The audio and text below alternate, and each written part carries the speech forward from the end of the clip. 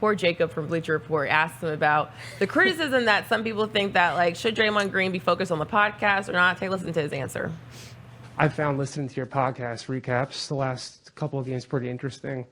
Are you conscious at all of what you're saying about the X's and O's, the game plans, the adjustments could be making their way back to Boston staffers and influencing their decision-making at all? No. I don't say much different on the podcast than I say to you right here. So, nah. What's the X's and O's that I said on the podcast?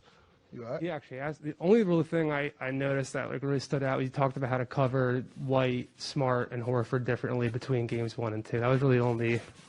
Oh, yeah, that was just contesting shots. If that's X's and O's, then you reaching for something. It's all good, though. Keep going. Reaching heavy. The only thing, you find that they are taking X's and O's away from your podcast. Well, the only thing you said is White, Smart, and Horford. I'm not trying to blow it up. I mean, you went for it, but yeah. Hey, respect. Appreciate the podcast promo you just gave me, though. Man. The Draymond Green show. Next time, just mention it that way. You got it. All right, bet. Monty in the middle here. Draymond, what most disappointed you about the way you guys played tonight, and yourself? I was soft. That's what was most disappointing to me for us. Monty, how much X's and O's you get from the podcast? Clearly, this guy, hey, I don't know, man. Maybe that's the IQ level over this way. Shit. Respect. You got something else, Monty? I'm sorry. I didn't mean to cut you off. Not just you, but what was disappointing about the This is the problem. When you play a poo game, your podcast is going to get brought up. It's just the way it is. And I believe Draymond Green is the first active player to have a podcast while playing in the NBA Finals. But Steve Kerr was asked about it, too, and he was like, it doesn't bother me. This is 2022. Podcasts exist. Players are a part of the media. Do you think this is a thing? No, I don't. I think it's just, it's reaching. It's reaching deep. Yeah, it has been brought up. The Jacob who asked the question, he was not reaching because it has been brought up. Isaiah Thomas on NBA TV went in on Draymond last night about it as well.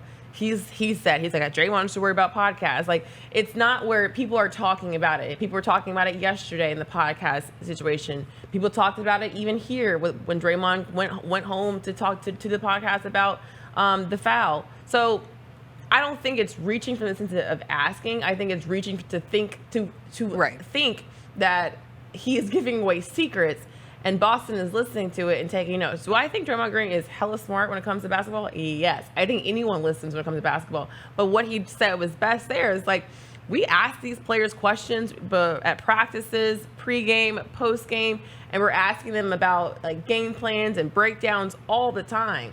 And some don't give you anything. Some will say, I'm not going to talk about it. Some will give you a little bit something, I don't think Boston's got some intelligent coaching staff. I don't think that they are sitting here being like, oh, Draymond said this. And unfortunately, Draymond, if you're going to ask him something, he's going to ask you for evidence. And he's going to come back. And you got to be able to be prepared to have something back. And the example that he did give is kind of like, well, you're talking about what to do with Al Horford and Derek White and what we changed differently. I mean, that was like anything that everybody said. So I don't think that's the case. Now, if it's a matter of if you're a Warriors fan or if you're a Warriors teammate, do you want Draymond to be doing podcasts right after a game or talk? Or does that perception give the idea that he's not focused on anything?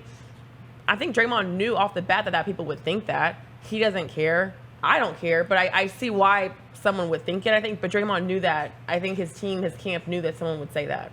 Yeah, it's not like he's giving away any government secrets on his podcast. Yeah. And he's one of the, you talk about some players who just give no answer, and there's a lot of those. Draymond Green's not one of those players. He's incredibly thoughtful. I mean, even I remember when he was just here playing the Grizzlies, and the answers that he would give were long, they were informative.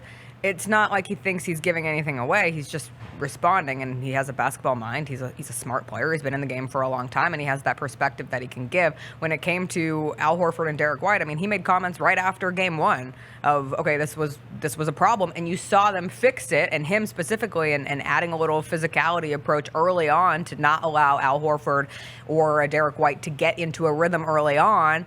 You saw that play out. That didn't come from his podcast. I think sometimes people, like the casual fan or just normal people who follow sports, don't listen to all of the post-game press conferences, don't listen to all of the practice press conferences. Like, sometimes you got to search for that. But if the Celtics want to find it, it's all available. Like, we can access any comments made by a player pre, post, between games, whenever you want it. The Warriors can too. Yeah. The Warriors can too. Now, I don't mind it. I see why some people probably hate it. If you're like, I see why he is being criticized for it, just because it's anytime something is different that we haven't seen before, it's like one of those like, huh? Right after the NBA Finals game, Yeah. you're doing, but he's choosing to do whatever he wants to do. He ain't worried about it. His paycheck will still come, As he has said. and he will still show up on a Friday to play a game, and he will still make an impact.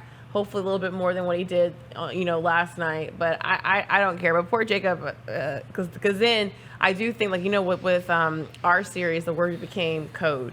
And now with this series, I think we're going to hear X's and O's, because listening to the press conference last night after that question was asked, the word X's and O's was used like almost every single time. It's like, well, I know this is not X's and O's, or this could be X's and O's. And it's like, and then Draymond will always go back to, like, Jacob, that's not X's and O's.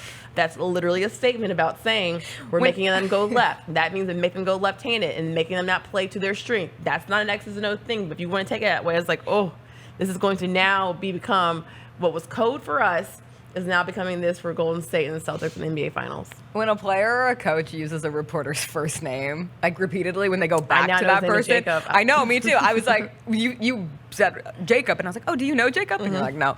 And I was like, I would hate to, just because I don't like that level of feeling like, oh, I triggered something there, Yeah. and now he's coming back to it over and over and over again. But we do all know Jacob's name now, and we appreciate the response because we showed it here on this here show. And at the end of the day, you're looking for all the conversations. But from the Warriors' standpoint last night, like, they let go of an opportunity.